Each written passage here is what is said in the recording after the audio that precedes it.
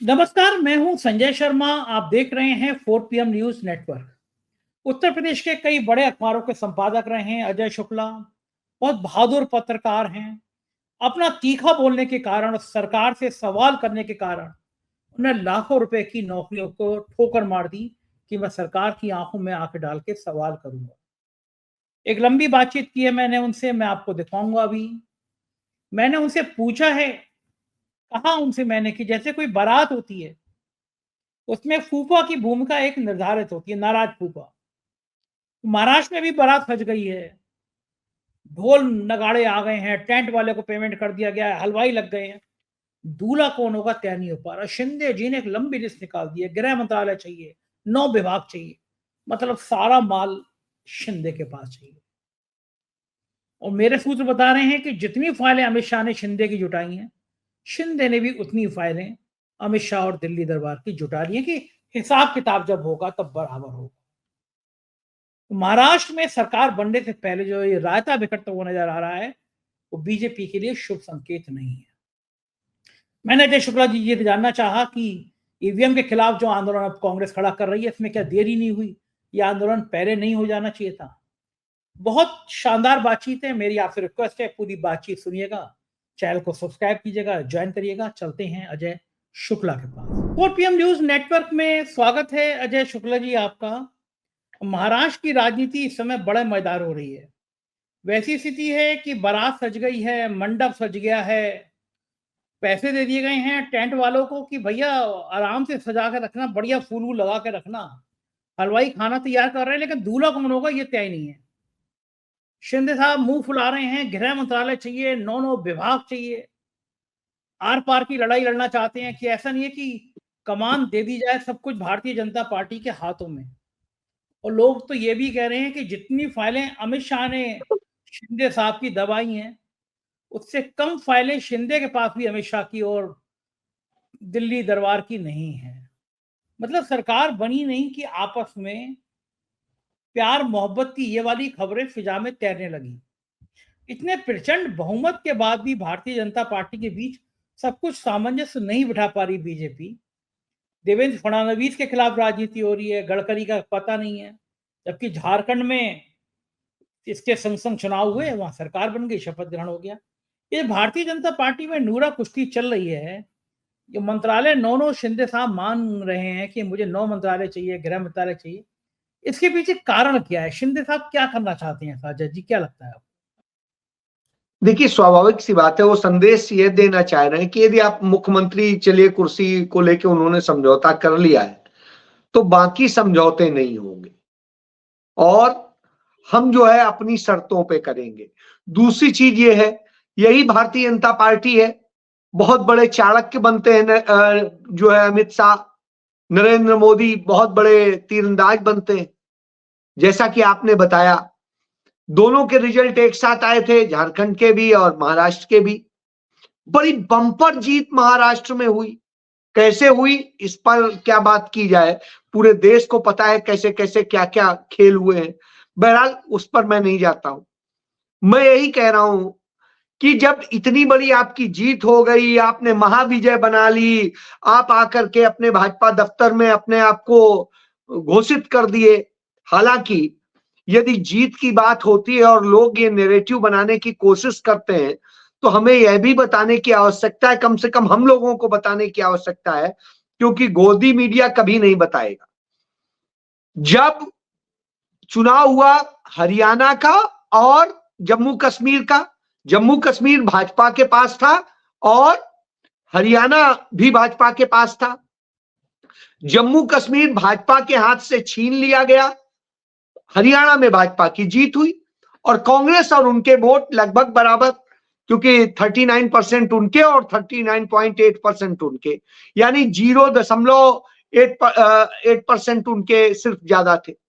चलिए, सरकार उनकी बन गई।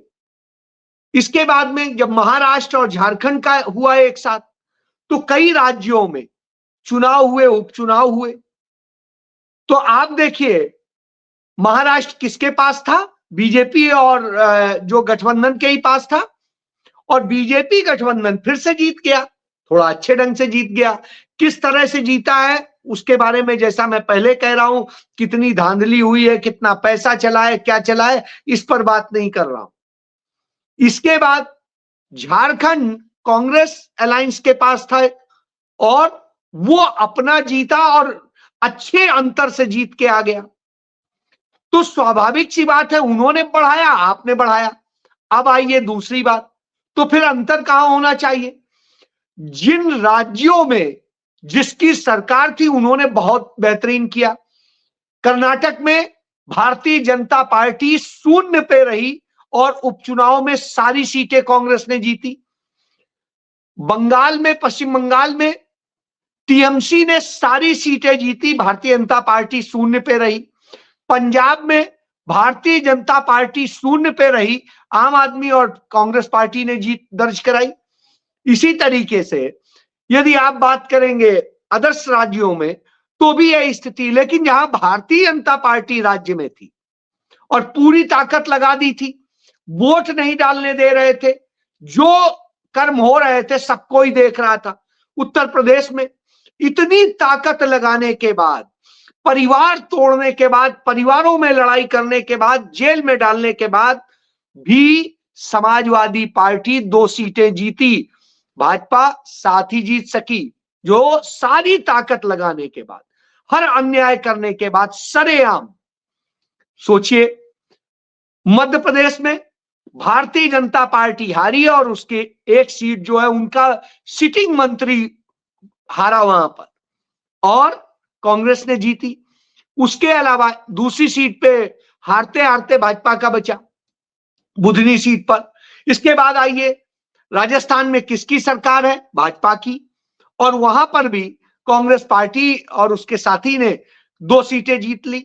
इसके बाद आप किसी भी और राज्य का देख लीजिए, जहां जहां भी चुनाव हुए हैं, हर जगह भाजपा को मात खानी पड़ी। 2 लोकसभा सीटों पे हुआ और दोनों सीटें कांग्रेस ने जीती। तो आप ये बताइए, असल में ये हारे हैं, अपने फ्रस्ट्रेशन को छिपा रहे हैं, नैरेटिव बना रहे हैं जिससे लोग हतोत्साहित हो जाए।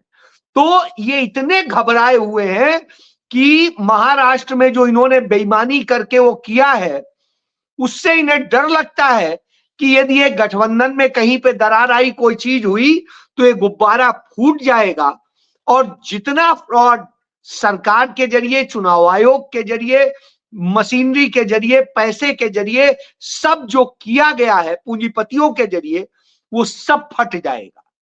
इसलिए डरे हुए हैं और इसलिए अब तक मुख्यमंत्री नहीं तय कर पा रहे हैं। और उधर शिंदे बार बार इन पर चाबुक चला रहे हैं और बार बार इनको अपने नखरे दिखा रहे हैं।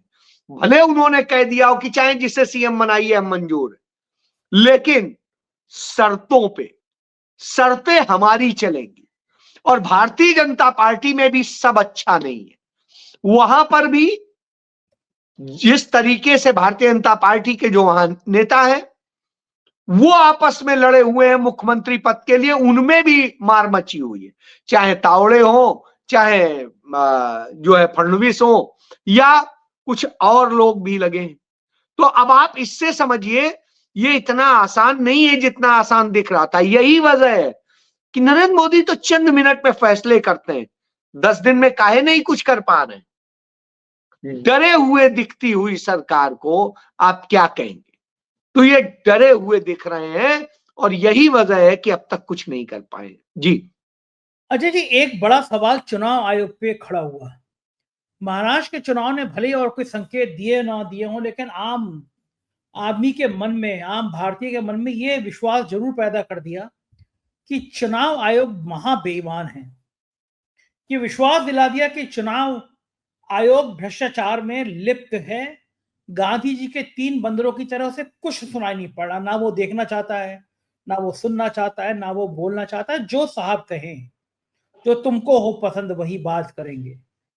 और फिर ईवीएम का खेला, वोट प्रतिशत का बढ़ना, ये आम भारतीय के मन में एक शंका पैदा कर गया कि कुछ तो लोचा है। कांग्रेस ने भी एक बड़े आंदोलन की शुरुआत कर दी और कहा कि अब हम ईवीएम के खिलाफ, जैसा भारत जोड़ो यात्रा में एक बड़ा अभियान चलाया था, ऐसा भारत बड़ा एक अभियान चलाएंगे ईवीएम के खिलाफ। क्या लगता है आपको कि अगर ईवीएम के खिलाफ कोई बड़ा अभियान चलेगा, उससे आम भारतीय जुड़ेगा, कोई फर्क पड़ेगा? क्या लगता है आपको? देखिए संजय जी, पहले तो एक चीज समझ लिया, महाराष्ट्र के चुनाव में एक सोचिए, 19 अक्टूबर 2024 को कांग्रेस पार्टी और उसके सहयोगी दलों ने चुनाव आयोग को शिकायत दी थी, चुनाव शुरू नहीं हुआ था, शिकायत दी थी कि भारतीय जनता पार्टी और उसके सहयोगी दल मिल करके जो साजिश रच रहे हैं, वो पूरे महाराष्ट्र में हर सीट पर उनका मिनिमम टारगेट है 10,000 से अधिक वोट फर्जी तरीके से अपने बनवाना, और इसके लिए कर रहे हैं, कृपया इस पर नजर रखिए। चुनाव आयोग ने नहीं रखा और कुछ नहीं सुना, स्वाभाविक सी बात है, संदेह की गुंजाइश है। और जब नतीजे आते हैं तो मतदाता सूची में लगभग 30 लाख समर्थक से अधिक जो है निकाल दिए जाते हैं, किसके? जो कांग्रेस अलायंस के समर्थक होते हैं, उनके नाम मतदाता सूची से काट दिए जाते हैं, जैसे हमने अपने यहां यूपी में कुंदरकी में देखा, हमने सीसामऊ में देखा, हमने और जगह देखा। उसी तरीके की साजिश यहां की गई, वहां थोड़ी कम की थी, यहां ज्यादा वोट की हो गई, एक चीज। दूसरी देखिए, लोकसभा चुनाव में जिस तरीके से एनडीए के 3 मुख्य दलों के जो वोट हैं वो 32.8 लाख जो थे वो घट गए। अब ये आप समझिए, और फिर जो स्थिति है उसमें आप देखिए पूरी सूची में जो गड़बड़ हुई, उसका नतीजा ये हुआ 47 लाख वोट जो है महाराष्ट्र में मतदाताओं के अचानक बढ़ गए, 47 लाख, थोड़े बहुत नहीं। और इसके बाद में महाराष्ट्र में 2019 में जब चुनाव हुआ था और 2024 में लोकसभा चुनाव हुआ, इसके बीच में 5 साल में सिर्फ 37 लाख बढ़े, लेकिन इन 5 महीने में, 4 महीने में इतने बढ़ गए। तो आप इससे समझ लीजिए, इसका मतलब है टोटल लोकसभा चुनाव गठबंधन के मुख्य जो 3 दल हैं उनके वोट 67.7 लाख बढ़ गए, यानी राउंड फिगर में 68 लाख वोट बढ़ गए। अब आप ये देखिए, इसको कैसे देखेंगे? फिर भाजपा ने जीत के लिए जो खेल किए, इन सब के बाद में सारे का आकलन करेंगे तो आपको दिखाई देगा यही वोट कैसे खेल करते हैं। इसका नतीजा ये होता है, एनसीपी शिंदे की जो 58 लाख वोट सिर्फ पाई, उसे तो 41 सीटें मिल जाती हैं, लेकिन वही शरद पवार की एनसीपी जो करीब 73 लाख वोट लेके आती है, उससे सिर्फ 10 सीटें मिलती। अब आप सोचिए, 58 लाख वाले को 41 और 73 लाख वाले को 10 सीटें मिलती हैं। इसी तरीके से इन्होंने खेल किया कांग्रेस और शिवसेना के उद्धव ठाकरे वाली के उसमें। तो इस तरह से आप समझिए कैसे इन्होंने वोट का खेल किया है, और यह खेल चुनाव आयोग ने किया है। यह किसी पार्टी ने नहीं किया, यह काम चुनाव आयोग का था। तो चुनाव आयोग की मशीनरी ने इस तरह से लाखों वोट का खेल कर दिया और उसी ने पूरी गणित को बदल दिया। इसके बाद में बाकी प्रलोभन और दूसरी, तो कैसे विश्वास कर लिया जाए चुनाव आयोग पे, कैसे विश्वास कर लिया जाए? कांग्रेस पार्टी ने इसको लेकर के जो ऐलान किया था, आज उसका आगाज रामलीला मैदान में उसने कर दिया है। रामलीला मैदान में आज जो ऐलान किया उसके मुताबिक आज शुरुआत की है दलितों से, पिछड़ों से, आदिवासियों से, अल्पसंख्यकों से। यानी अब इस देश में लड़ाई, हक की लड़ने का काम इस देश का दलित करेगा, आदिवासी करेगा, अल्पसंख्यक करेगा, पिछड़ा करेगा। भले आप बैठे रहिए, जो आप लेकर के 10% वाले लोग, तो वो बैठे रहे। तो यह संदेश आज कांग्रेस पार्टी ने दे दिया, जैसा कि कहा गया था। तो यह एक बड़ी बात है कि इस लड़ाई का आगाज वह वर्ग कर रहा है जिसको आपने उपेक्षित बना दिया था। तो यह एक संकेत है चुनाव आयोग के लिए कि अब सुधर जाइए, नहीं तो देश में अब आपको यह वर्ग जवाब देगा जिसे उत्तर प्रदेश में अखिलेश यादव पीडीए कहते हैं। यानी वो अब तैयार हो गया है। और राहुल गांधी ने जिस रणनीति से खेल खेला है उसमें अब यदि नरेंद्र मोदी खेल करेंगे तो दलित, पिछड़े, आदिवासी, अल्पसंख्यक ये मिल के इनको सबक सिखा देंगे जो इस देश की ताकत। जी बिल्कुल ठीक कह रहे हैं अजय जी। एक कांग्रेस के अंदर चेतना का विकास तो होगा, लेकिन ये लोग कह रहे हैं कि कांग्रेस सेल्फ गोल कर देती है। हरियाणा में पूरा जीता जीता जाता चुनाव था, अब आप भले उसको ईवीएम की बात कहें, आप दूसरे पे रोक लगे, लेकिन ये बात ठीक है कि जो अब ये कांग्रेस अब आंदोलन करने जा रही है ईवीएम के खिलाफ, चुनाव आयोग के भ्रष्टाचार के खिलाफ, इसको क्या देर नहीं हुई? इसको बहुत पहले नहीं कर देना चाहिए था। हर चुनाव के बाद कहते हैं कि ये अप्रत्याशित था। मध्य प्रदेश के चुनाव में मैं फील्ड में था, सैकड़ों जगह मैं गया, वहां पे गांव में गया, शहरों में गया, ढाबों पे गया, एकदम सत्ता विरोधी लहर थी, कोई कह नहीं सकता था बीजेपी आ रही होगी, लेकिन रिकॉर्ड तोड़ बीजेपी आ गई। तभी लोगों ने कहा, दिग्विजय सिंह ने सबूत भी दिखाया कि एक बीजेपी के नेता ने फेसबुक पे लिखा था कि चुनाव जिस दिन मतदान हुआ उसी दिन लिख दिया कि हमारे यहाँ 3,445 जो भी एक फिगर हो कि इतने वोट इसको मिलेंगे, इसको वोट तो मिलेंगे, और एक्यूरेट उतनी वोट निकले। अब ये कैसे कोई आदमी भविष्यवाणी कर सकता है? इतने बड़े बड़े सबूत थे। नरेंद्र नाथ मिश्रा वकील साहब हैं, प्राचा जी हैं, वो एडवोकेट हैं, ये सब आंदोलन कर रहे थे। कांग्रेस को क्या लगता है थोड़ी देरी करी कांग्रेस ने? कांग्रेस थोड़ी सुस्त हो जाती है, वरना मध्य प्रदेश के चुनाव के बाद एक बड़ा व्यापक आंदोलन खड़ा किया जाना चाहिए था। कम से कम चुनाव आयोग को समझ में आता कि वो जो फ्रॉडगिरी करता है, जो धांधली करता है, ये देश अब सहन करने की स्थिति में नहीं है। कांग्रेस में भी फैसलों में देरी क्यों होती है? आमतौर पर देरी होती है। देखिए संजय जी, इतना आसान नहीं होता है। आप इसको देखिए कि आपने प्रक्रिया भी तो अपनानी पड़ेगी आपको। आपने चुनाव आयोग में शिकायत की, उसके आपको रिप्लाई का इंतजार करना पड़ेगा, आपको देखना पड़ेगा, आपको लीगल वो दिखाने पड़ेंगे। यदि आप सीधे सड़क पे उतर जाएंगे तो कल के दिन कहेंगे आप अराजकता कर रहे हैं। आपके लोगों के खिलाफ मुकदमे दर्ज होने लगेंगे, जेल में डाले जाने लगेंगे, खेल खराब हो जाएगा। कुछ थोड़े से कुछ लोग साथ के यदि उग्र हो गए तो उसका ठीकरा आप पर फोड़ दिया जाएगा, आपके लिए समस्याएं। तो पहले हर वह साधन जो लीगल तरीके से अपनाना चाहिए वह किया जाता है, और मुझे लगता है कि देर नहीं हुई है। वह तरीके अपनाए गए। जरूर है उसको लेकर के थोड़ा सा चुनाव आयोग का, सुप्रीम कोर्ट का बहुत अच्छा रुख नहीं मिला, और उससे क्या है कि लगातार आज भी डिनायल मोड में है सब। तो अब उसकी लड़ाई कैसे लड़ी जाए, इसकी रणनीति। और फिर दूसरी चीज, क्या आपके साथ सारे दल इस मुद्दे पर खड़े हैं? क्या टीएमसी खड़ी है? क्या और दूसरे दल खड़े हैं? क्या जो तमाम सारे अपने आप को जो विपक्षी दल कहते हैं वो खड़े हैं? किस स्तर पे खड़े हैं, कहां लड़ रहे हैं, यह भी आपको देखना पड़ेगा। आपने देखा कि जब हरियाणा का चुनाव हो रहा था, कांग्रेस पार्टी आम आदमी पार्टी को 7 सीटें दे रही थी।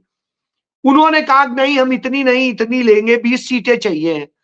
अब 20 सीटें की स्थिति आपने देख लिया। चुनाव लड़के 88 सीटों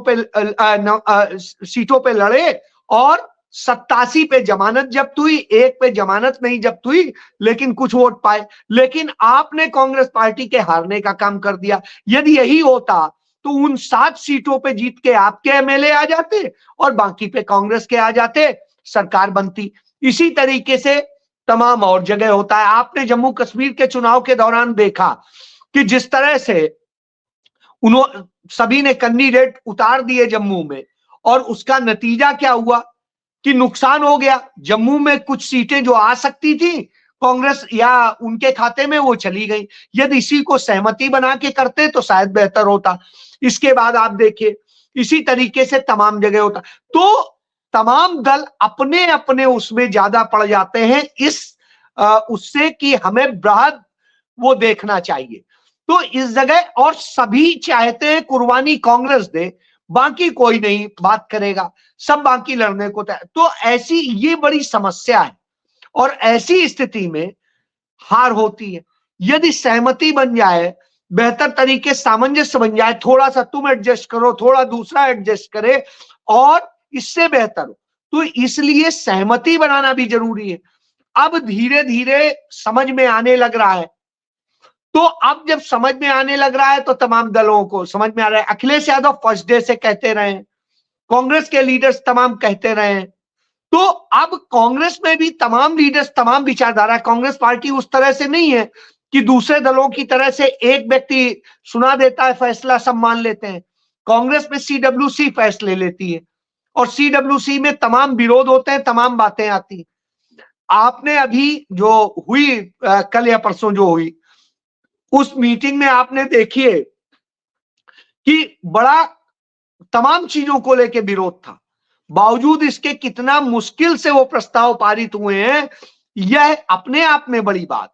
तो यह आसान नहीं है, यहां एक व्यक्ति नहीं डिसीजन ले सकता है, तो सबको आपस में जोड़ना है, पहले अपनी पार्टी में फिर बाहर, तो ये सब करने के बाद कोई फैसला आएगा। इसलिए मुझे लगता है कि कांग्रेस पार्टी ने अभी सही वक्त पे ले लिया है, आगे आने वाले वक्त में इसका लाभ मिल सकता है यदि बाकी दल भी साथ खड़े हो। आज का भी जो कार्यक्रम था कांग्रेस ने, पूरा कांग्रेस ने आयोजित किया था, लेकिन कांग्रेस ने बैनर दिया था कि दलितों, पिछड़ों, आदिवासियों का जो फेडरेशन है उसी को। इसमें सभी दलों को चाहिए था कि अपने अपने प्रतिनिधि जो उस कम्युनिटी को बिलोंग करते हैं उन्हें भेजें, लेकिन नहीं भेजा गया। मुझे लगता है कि ये खुद अपने आप में दुखद है।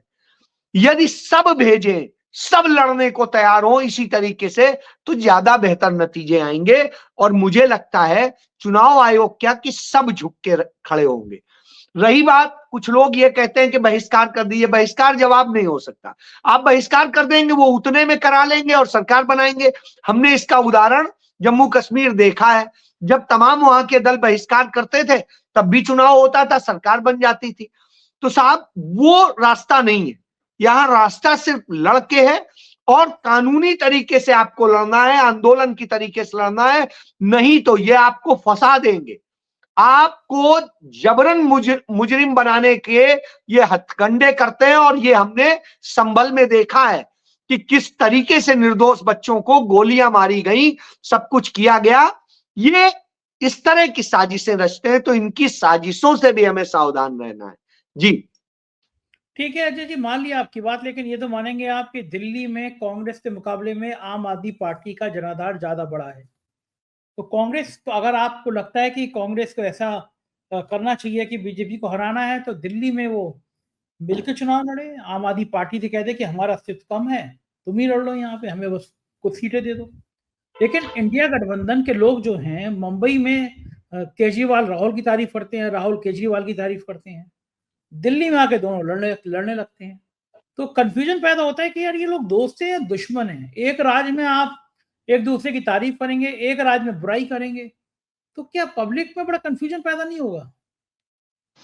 आप एक चीज देखिए कि जब चुनाव होना था लोकसभा का और यह सहमति बन रही थी कि चुनाव लड़ा जाए एक साथ, याद करिए पंजाब में बैठक होने के पहले ही घोषणा कर दी थी भगवंत मान ने कि पंजाब में तो नहीं होगा। अब आप कह रहे हैं पंजाब में नहीं होगा, फिर हुआ चलो अच्छा भाई दिल्ली में हो जाए, हरियाणा में हो जाए, हो गया, होके चुनाव लड़ा। हरियाणा में कांग्रेस को उसका लाभ नहीं मिला, उल्टा नुकसान जरूर हुआ। एक सीट जो कुरुक्षेत्र की जीती जा सकती थी वो सीट और हार गए, आप वहां के नतीजों से देख सकते हैं। और उधर आप देखिए दिल्ली में कोई लाभ नहीं हुआ एक साथ लड़के। क्यों? क्योंकि जो विरोधी वोट है, जो नाराज है 10-12 साल के, जो 15 साल का शासन है अरविंद केजरीवाल का, वो वोट सीधे सीधे बीजेपी में चला जाएगा। यदि कांग्रेस अलग लड़ेगी, आम आदमी पार्टी अलग लड़ेगी, तो निश्चित रूप से वो वोट कुछ कांग्रेस को जा सकता है, कुछ बीजेपी को जाएगा और उससे सेकुलर ताकतों को नुकसान। क्योंकि आखिरी में आपने देखा है कि पहली बार अरविंद केजरीवाल को यदि पहली बार ही कांग्रेस मुख्यमंत्री न बनाती तो आप सोच लीजिए, तब तो नरेंद्र मोदी अपनी सरकार चलाते रहते। लेकिन कांग्रेस पार्टी ने उनकी सरकार बनवाई और बनवा के वह मौका दिया कि जिसके बूते वो दोबारा तिबारा जो भी मुख्यमंत्री बने, तो उन्हें इस बात को खुद सोचना चाहिए था। उनके पास जितना वोट बैंक है वो कांग्रेस से ट्रांसफर्ड, तो इससे उन्हें डर लगता है, इसलिए पहले घोषणा वही कर चुके कि हम दिल्ली में कोई वो नहीं करेंगे तो फिर कांग्रेस के लिए क्या है, फिर तो उसे लड़ना पड़ेगा। तो ये मजबूरी है। तो ये चीजें सोचनी चाहिए कि ठीक है आप उनको कम दीजिए लेकिन आप करिए, लेकिन जब ये स्थिति होती है तो ठीक है। तो लड़के भी मुझे लगता है जैसे वहां पर है पश्चिम बंगाल में लड़के ही फायदा है, वहां पर एक साथ फायदा नहीं है। एक साथ यदि लड़ेंगे तो ऐसी स्थिति में जो विपक्ष का वोट है तो वो एक पक्षी बीजेपी को जाएगा। ऐसे कुछ वोट जो है कांग्रेस और वामपंथी गठबंधन भी काटता है, और उससे क्या फायदा होता है कि उससे बीजेपी वहां पर उतना इंक्रीज नहीं कर पाती है। तो यह बहुत महत्वपूर्ण है कि कई जगह आपको इस तरह की भी भूमिका में होना होता है। जी, एक आखिरी सवाल, प्रियंका गांधी पार्लियामेंट में आ गई हैं। प्रियंका गांधी के आने से पार्लियामेंट के अंदर कितना जोश हाई होगा पार्टी के नेताओं का, एमपी का, और पार्टी के बाहर क्या इम्पैक्ट पड़ेगा सांसद प्रियंका का? निश्चित रूप से संजय जी मैं समझता हूं बहुत अच्छा इंपैक्ट होगा। क्यों होगा? इसकी वजह राहुल गांधी उतने व्यवहारिक नहीं है कि वो लोगों के साथ में उस तरीके से करें। प्रियंका गांधी समझती है कि वो राहुल गांधी इंटेलेक्चुअल हो सकते हैं, राहुल गांधी अच्छे लीडर हो सकते हैं, अच्छी बातें कर सकते हैं, लेकिन राहुल गांधी उस तरह फ्रेंडली नहीं होते हैं क्योंकि वो स्पष्टवादी हैं, अपने आप को जो कहना होता है कहा किया और चल दिए, वो ज्यादा उसमें। प्रियंका गांधी समा बांध लेती है, प्रियंका गांधी भाषण देती हैं, प्रियंका गांधी का कम्युनिकेशन बहुत अच्छा है, प्रियंका गांधी रिलेशन को ऐसे मेंटेन करती लगेगा कि आप अपने से किसी से मिल रहे हैं, क्योंकि वो पूरे टाइम हिंदुस्तान में रही है, वो हिंदुस्तान को समझती है, एक माँ भी है, एक पत्नी भी है, एक बेटी भी है, एक बहन भी है। और राहुल गांधी बाहर रहे, पढ़े, सारी चीजें हैं, उसके बावजूद वो वहां के कल्चर में बहुत ज्यादा इस तरीके का वो होता नहीं है। तो इसलिए राहुल गांधी यो हाथ हिलाए बस उतना ठीक है, प्रियंका गांधी उन्हें गले भी लगाती है। तो ये अंतर, और प्रियंका गांधी के साथ में पार्टी के नेता भी सहज होते हैं क्योंकि राहुल गांधी सीधे सीधे सवाल करते हैं। वो कई बार कई लोगों को चुप भी जाते हैं, कई लोगों को वैसे लगता है, कई लोगों को डर भी लगता है, लेकिन प्रियंका के साथ में जब जुड़ते हैं तो उन्हें लगता है कि हाँ हम अपने मन की बात करें। तो संसद के अंदर सांसदों के साथ कम्युनिकेशन में एक बेहतर सामंजस्य बनाने में, और प्रियंका गांधी का इतना अच्छा है कि आखिर देखिए राहुल का भी अच्छा है। आपने तो सवाल भी किया था अखिलेश से कि उन दोनों में कौन बेहतर है, तो उस स्थिति में प्रियंका का अखिलेश से ज्यादा कंफर्टेबल होता है, प्रियंका का दूसरे और लीडर से ज्यादा कंफर्टेबल होता है। तो मैं यही कह रहा हूं इससे विपक्ष को जोड़ने में भी एक ज्यादा बेहतर काम होगा, और फिर प्रियंका गांधी क्षेत्र में भी जिस तरह से जुड़ती हैं, आप देखिए प्रियंका गांधी आती, राहुल गांधी इतने दिन केरल के सांसद रहे, उन्होंने एक बार भी केरला की भाषा में मलयालम में बोलने की कोशिश भी नहीं की, लेकिन प्रियंका गांधी ने इतने दिन में मलयालम का काफी कुछ सीख लिया, और आज उन्होंने वायदा भी कर दिया कि अगली बार आऊंगी तो मलयालम में बोलूंगी। तो अब आप एक चीज समझिए, कुछ भी कर पाएंगी, कितना बोलेंगी, ये उनके अंदर एक बड़ी चीज है। और इस कारण से उन्होंने बुद्धिज्म में एमए किया है, और वो बुद्ध की उस संस्कृति से जुड़ी हुई है, उसे बहुत बेहतर तरीके से समझती है। तो आप सोचिए जिसने परास्नातक किया हो बुद्धिज्म में, वो उन चीजों को जोड़ना जानता है। यह एक बड़ी चीज है, और यही प्रियंका गांधी को रिच करता है और जोड़ता है। संसदीय परंपरा में उनके आने के बाद में मुझे लगता है एक बेहतर लाभ होगा, और गांधी परिवार का सामंजस्य ज्यादा बेहतर बनेगा। और उनमें चूंकि इंदिरा की छवि लोग देखते हैं, तो निश्चित रूप से लोगों के मन में एक अलग भाव भी उत्पन्न होता है। जी, बहुत बहुत शुक्रिया अजय जी, आपने इतना कीमती समय दिया। थैंक यू, आभार। ये थे अजय शुक्ला जी, और उन्होंने बड़े बेबाक तरीके से अपने अंदाज में समझाया कि प्रियंका गांधी का आने का मतलब क्या होता है, राहुल गांधी और प्रियंका गांधी में अंतर क्या है। मुझको यकीन है ये बातचीत बहुत अच्छी लगी होगी, तो मुझे बताइएगा जरूर, कमेंट करिएगा तो मुझे पता चलेगा आपको शो कैसा लगा। थैंक यू सर, आपने इतना प्यार दिया।